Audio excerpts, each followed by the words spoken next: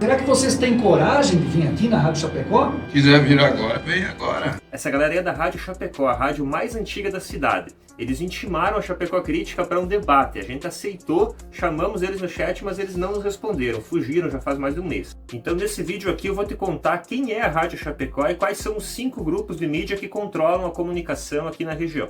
De uma forma libertina. Imaginaram o que do conteúdo? Com má intenção, especulação e a mentira. Irresponsável é aviltar o ouvido das pessoas. Um grupo de agitadores que, Isso aqui é verdade, nós somos agitadores comunistas sim, com muito orgulho. com o intuito de desinformar, têm disseminado notícias falsas. Eles passam 9 minutos nos atacando, sem dizer sequer uma notícia nossa que seria falsa, assim, só ataque pessoal, ridicularizam a nossa simplicidade e ainda metem um quem somos nós para julgar. Não estou aqui para julgar se esse conteúdo é bom ou não é verídico ou não é. Mas eu tô aqui para julgar o conteúdo da Rádio Chapecó e de toda a mídia da região. Não para julgar a habilidade dos profissionais ou a qualidade dos equipamentos, não, eu tô aqui para julgar o caráter político dessa mídia, para mostrar para quem a mídia chapecoense realmente trabalha. E vou começar contando um pouco da história da mídia local para vocês entenderem como é que a gente chegou até aqui. A Rádio Chapecó foi fundada pelo coronel Ernesto Bertazzo em 1948, enquanto o filho dele, o Serafim Bertazzo, era prefeito de Chapecó. A família Bertazzo foi dona da cidade por muitas décadas, mas dono mesmo, assim, dono das terras, dos comércios mais importantes,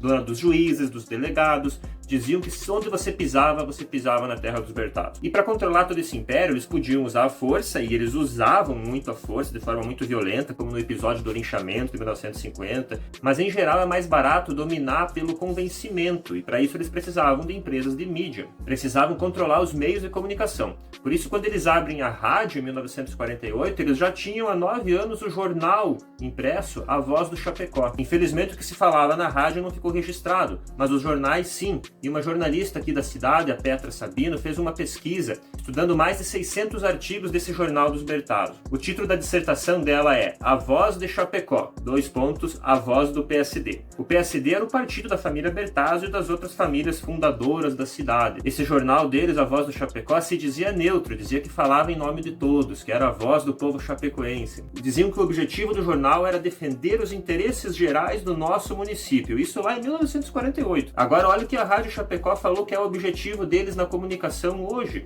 É para o crescimento da comunidade. É para o bem de toda uma região. 7 décadas depois, eles continuam usando o mesmo patriotismo chapecoense para tentar fazer parecer que existe uma divisão entre o Chapecó e o mundo, que é o chapecoense contra o resto do mundo, como se os interesses dos chapecoenses fossem um só, como se não tivesse uma contradição profunda entre o interesse da classe trabalhadora chapecoense e o interesse da classe burguesa chapecoense. Olha só essa matéria aqui de 1947, o jeito que o jornal falava do prefeito, que era filho do dono do jornal. É um cidadão honesto, trabalhador, exemplar chefe de família de notável preparo técnico e intelectual. E ainda diziam que ele fazia um grande favor em governar a cidade, sofrendo prejuízos materiais para trabalhar, ficando a maior parte do ano fora de seu domicílio e de sua comunidade. Pobre prefeito, se matando para governar pelo povo ingrato. Porque essa gente falava dos comunistas na época. Conforme a pesquisa da jornalista Petra, a maioria dos ataques eram direcionados aos inimigos da própria direita, mas pelo menos 15% dos ataques políticos do jornal eram contra o PCB, o Partido Comunista da época. Diziam que os comunistas estavam se infiltrando nas comunidades e levando os cristãos para o inferno, enganando os homens de Deus. E a maior liderança comunista na época, o senador Luiz Carlos Prestes, Cavaleiro da Esperança, dirigente do partido, era simplesmente chamada de o Anticristo. Simplesmente assim. Não era só em Chapecó não, o PSD aqui em Santa Catarina também era dono do jornal O Estado, era dono da Rádio Guarujá, enquanto a UDN, um outro partido burguês, também era dono do jornal A Gazeta, era dono do jornal Diário da Tarde. Praticamente toda a mídia da época, até lá pelos anos 80, 90, era diretamente associada a algum partido. De lá pra cá não mudou muita coisa também não, gente. Vejam que hoje nós temos 5 grandes grupos controlando a comunicação a nível de Brasil.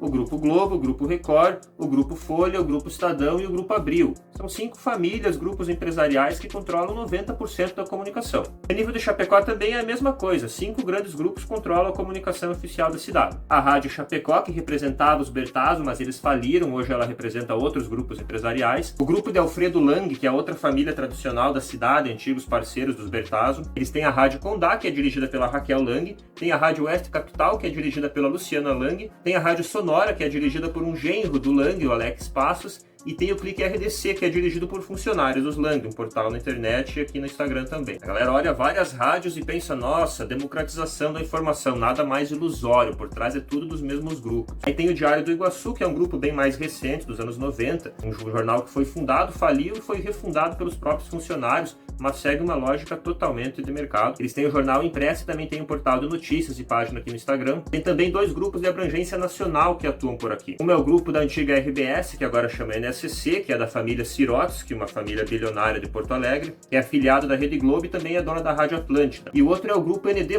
que também tem site, portal e é associado a uma oligarquia paranaense da época da ditadura e hoje associados ao Edir Macedo, bilionário dono da Record. São 3 grupos locais e 2 nacionais. Essa galera controla 90% da comunicação oficial e decide o que vai publicar e o que não vai. Antigamente essas rádios e canais não eram nem sequer licitados, gente. As pessoas simplesmente faziam, quem tinha dinheiro fazia e depois ia lá e comprava uma regularização no Ministério das Comunicações. Mas agora vamos dar uma olhadinha no conteúdo dessa galera, gente. Não é por acaso que eles são contra direitos trabalhistas, que eles são contra serviços públicos de saúde e educação, mas que eles acham que taxação de grandes fortunas é uma coisa bem perigosa. Eles acham que a economia deve ser orientada para os investidores, ou seja, que deve servir à burguesia, a classe da qual os donos dessas empresas fazem parte, ou os investidores, financiadores deles fazem parte. Mas o mais engraçado é ver o jeito que eles falam do João Rodrigues, o atual prefeito, que também é do PSD. Eles dão muito espaço para ele e nunca tem nada para criticar. O ND+, diz que o João Rodrigues está cuidando das pessoas, diz que o prefeito está lutando contra os burocratas malvados do Estado que não funcionam, e ainda anuncia as conquistas e planos do prefeito. Já o Oeste Capital quer transformar ele no novo Bolsonaro, fica acompanhando o dia a dia do prefeito, como se não tivesse nada para fazer, e quando sobra um tempinho, também ficam se lambendo mutuamente, um elogiando o outro. Mas o pior ainda é o Clique RDC. Esse aqui se comporta como uma perfeita assessoria de imprensa do prefeito.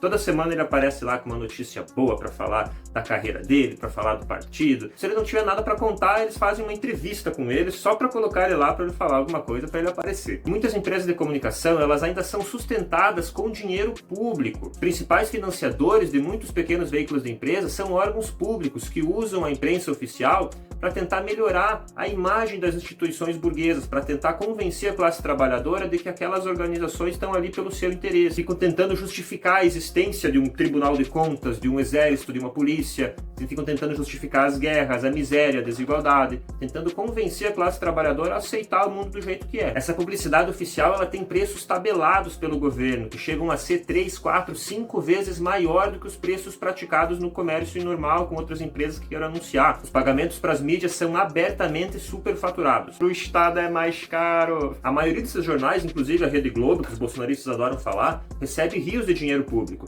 Mas não é para defender uma pessoa, para defender um partido. Isso são alianças pontuais, momentâneas, em cima de uma questão ou outra. O que realmente importa é o fluxo histórico de dinheiro que vem do Estado para financiar a mídia burguesa, essas empresas, para que elas defendam os interesses da classe burguesa para continuar mantendo a sociedade do jeito que está, para legitimar a ordem econômica e social capitalista. Para a burguesia faz todo sentido se juntar para financiar um projeto de comunicação e comunicar em massa, em vez de cada burguês ter que tentar mentir sozinho para os seus funcionários. E ela financia esse projeto através do Estado, através do Ministério de Comunicações, que gerencia ali o lobby das empresas de comunicação. Elas estão ali para tentar nos convencer a continuar trabalhando cada vez mais enquanto recebemos cada vez menos. Porque controlar a informação é central para controlar o povo. E por isso é muito importante fortalecermos mídias alternativas e independentes que lutam pelo interesse da classe trabalhadora, como a nossa humilde Chapecó Crítica aqui. Se você gostou, curta e compartilha esse vídeo aí para ver se a gente força esses puxa-saco de patrão a levar a gente de verdade lá para debater.